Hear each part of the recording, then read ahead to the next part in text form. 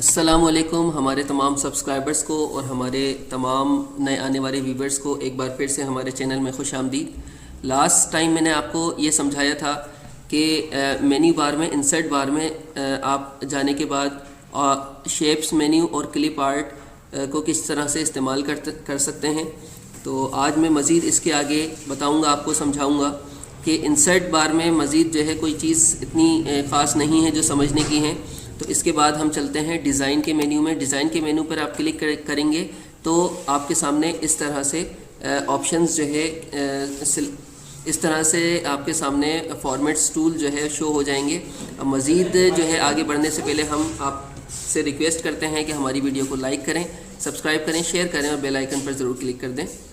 तो जनाब ये आपके सामने पेज सेटअप आ गया है। पेज सेटअप का मतलब ये है कि आप अपने पेज को, अपनी स्लाइड को किस तरह से सेट करना चाहते हैं। यहाँ पर क्लिक कर देंगे तो ये आपके सामने मुख्तलिफ़ किस्म के पेज जो है ओपन हो जाएंगे। यहाँ पर इस ऑप्शन पर क्लिक करेंगे आप तो ये मुख्तलिफ़ साइज़ के जो पेजेस हैं वो आपके सामने ओपन हो जाएंगे। हम जो साइज़ लेते हैं, नॉर्मली जो साइज़ डिफ़ॉल्ट पर सिलेक्ट होता है स्लाइड का वो 4:3 ऑन स्क्रीन शो, ये सिलेक्ट ऑलरेडी होता है।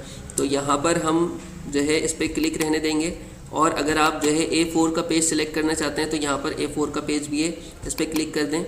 और अगर आप पोर्ट्रेट लैंडस्केप में अभी सिलेक्शन हुई हुई है, लैंडस्केप में सिलेक्शन हुई हुई है, अगर आप स्लाइड को पोर्ट्रेट में यानी कि लंबाई में जो है सिलेक्ट करना चाहते हैं तो लंबाई में इस पर क्लिक कर देंगे और ओके कर देंगे तो आपका पेज जो है वो लंबाई में आ जाएगा और A4 साइज़ में आ जाएगा। अब मैं अपने पेज को पहले वाला साइज़ ही देना चाहूँगा तो मैं दोबारा से 4:3 साइज़ का जो ऑप्शन है उसी पर क्लिक रहने दूंगा और लैंडस्केप पर क्लिक रहने दूंगा और ओके कर दूंगा तो ये मेरा पेज पहले की तरह सेट हो जाएगा।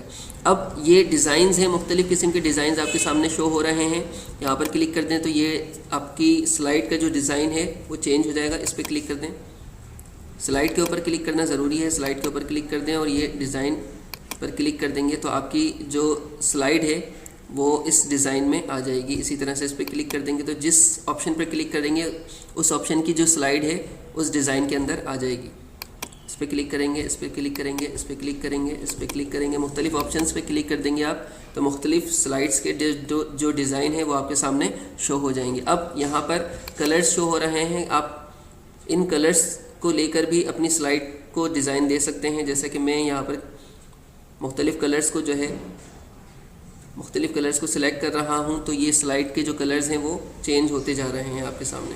इस पर हम क्लिक कर देंगे तो स्लाइड का कलर भी शो हो जाएगा। फ़ॉन्ट कलर का मतलब है कि आप अगर अपने टेक्स्ट पर जो राइटिंग लिखना चाहें तो उसका फ़ॉन्ट भी यहाँ से चेंज कर सकते हैं तो ये उस फ़ॉन्ट में आ जाएगा। मुख्तलिफ़ इफ़ेक्ट्स यहाँ पर दिए हुए हैं, इफ़ेक्ट्स के हवाले से हम आपको बाद में बताएंगे। तो उम्मीद है कि आज की वीडियो मेरी आप लोगों को समझ में आई होगी, पसंद आई होगी। किसी भी हवाले से कोई क्वेश्चन है तो आप मुझसे इस वीडियो में क्वेश्चन कर सकते हैं। नेक्स्ट वीडियो के लिए इजाज़त दीजिए। मेरी वीडियो को लाइक करें, सब्सक्राइब करें, शेयर करें और बेल आइकन पर ज़रूर क्लिक कर दें। अल्लाह हाफ़िज़।